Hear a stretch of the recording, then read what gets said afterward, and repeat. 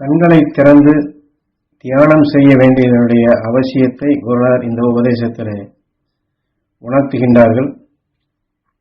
ஏனால் பெரும்பகுதியானோர் கண்களை மூடி தியானம் செய்வதை அதுதான் தியானம் என்றும் அப்பொழுதுதான் மனம் ஒருநிலைப்படும் என்றும் ஒரே நினைவு கொண்டு அவ்வாறுதான் செயல்படுத்த முடியும் என்று எண்ணிக்கொண்டிருக்கின்றார்கள். ஆனால் குருநாதர் வாழ்க்கையை தியானமாக்க வேண்டும். ஒவ்வொரு நொடியிலும்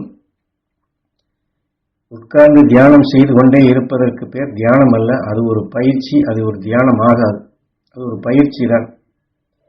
ஏனென்றால் தியானத்தை உட்கார்ந்து ஒரு மணி நேரமோ எவ்வளவு நேரமோ செய்துவிட்டு அடுத்து எழுந்து மற்ற வேலைக்கு செல்லுகின்றோம். டிவியிலோ பத்திரிகையிலோ ஒரு விபத்தை காட்டுகின்றார்கள், அல்லது ரோட்டில் செல்லுகின்றோம், ஒரு மாடோ அல்லது ஒரு நாயோ நம்மை மிரட்டி கொண்டு வருகிறது என்றால் அந்த சந்தர்ப்பத்தில் எல்லாம் என்று அதிர்ச்சியாகும், பயமும் வரும். இந்த அதிர்ச்சி பயத்தோடு அடுத்து தியான உணர்வு கொண்டு எடுக்க முடியுமா என்றால் அதிர்ச்சியான செய்தியை கேட்டால் அதுதான் முன்னாடி இருக்கும். அப்புறம் தியானம் எப்படி செய்வது? ஆகவே அதையும் இதையும் இணைக்க வேண்டும் அல்லவா? அதற்குத்தான் அப்போதைக்கப்போதே துடைத்து பழக வேண்டும். அதற்குத்தான் கண்களை திறந்து தியானிக்கக்கூடிய ஒரு பழக்கத்தை பழகிக்கொள்ள வேண்டும். அப்படி பழகிக்கொண்டோம் என்றால் இந்த விபத்துகளையோ மற்ற நிகழ்ச்சிகளையோ நாம் கண்களை திறந்துதான் பார்க்கின்றோம். அந்த கண்களை திறந்து அது எப்படி பதிவாகின்றதோ அதே போன்று கண்களை திறந்தே துருவ நட்சத்திரத்தின் உணர்வுகளையும் மகரிஷி உணர்வுகளையும் நாம் பதிவாக்க அதை நுகர ஒரு பழக்கத்திற்கு வர வேண்டும். அதை அந்தந்த சந்தர்ப்பத்தில் அதை எடுக்கும் நினைவுக்கு நாம் கொண்டு வர வேண்டும். என்னால் மனதை ஒருநிலைப்படுத்துவது என்று சொல்லிக்கொண்டோ அல்லது நான் பல காலம் தியானம் இருந்தேன் அல்லது முதலில் தியானம் நன்றாக இருந்தது, இப்பொழுது என்னால் தியானம் செய்ய முடியவில்லை என்றெல்லாம் இந்த வாழ்க்கை தியானம் என்ற நிலையை நாம் கொண்டு வரவில்லை என்றால் இதை போன்ற சிக்கல்கள் வரும். ஏன்னா அந்த அதிர்ச்சியோ சில அசம்பாவிதங்களோ அல்லது நடக்கக்கூடாத சில நிகழ்ச்சிகளையோ நாம் பார்க்க அல்லது கேட்க அல்லது நுகர நேர்ந்தால் ஆன்மாவில் இது வலிமையாகி விடுகின்றது.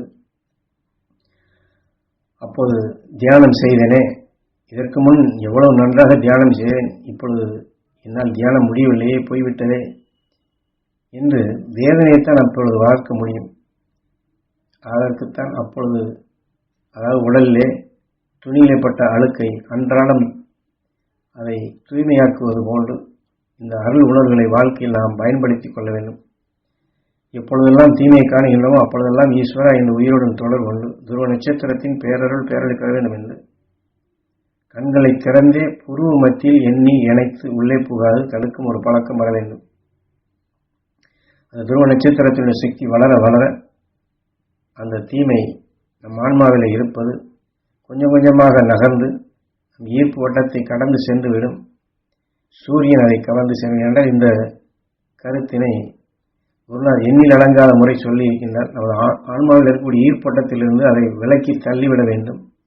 விலக்கி தள்ளிவிட்டால் நம் ஆன்மாவிலிருந்து அது அகன்று சென்றுவிடும். சூரியன் கவர்ந்து மேலே சென்றுவிடும். நமது ஆன்மா எப்படி வீட்டில் இருக்கக்கூடிய தூசிகளை நாம் அப்புறப்படுத்துகின்றோமோ அதை போன்று நாம் நம் ஈர்ப்போட்டத்திலிருந்து அதை அப்புறப்படுத்த பழகிக்கொள்ள வேண்டும். அதற்குத்தான் சிறிது நேரம் துருவ நட்சத்திரத்துடைய சக்தியை நாம் கண்களிலே எண்ணி எடுக்கும் ஒரு பழக்கம் வர வேண்டும். அதாவது எந்த கவலை வந்தாலும் எந்த தொல்லை வந்தாலும் எத்தகைய சங்கடம் வந்தாலும் துருவ நட்சத்திரத்தின் பேரருள் பேரொளி பெற வேண்டும் என்று கண்களை திறந்தே எடுக்க வேண்டும். ஏன்னா நம் கண்களை மூடி கவலைப்படுவதில்லை, கண்களை மூடி தொல்லைப்படுவதில்லை, கண்களை மூடி சங்கடப்படுவதில்லை, கண்களை திறந்துதான் அதெல்லாம் படுகின்றோம். அந்த கண்களை திறந்த மாணிக்கே துருவ நட்சத்திரத்தின் பேரருள் பேரொளி பெற வேண்டும் என்று சிறிது நேரம் இயங்கிவிட்டு அதற்கு பின் கண்களை மூடி துருவ நட்சத்திரத்தின் பேரருள் பேரொளி எங்கள் இரத்த நாளங்களிலே கலக்க வேண்டும், எங்கள் உடல் முழுவதும் வளர வேண்டும்.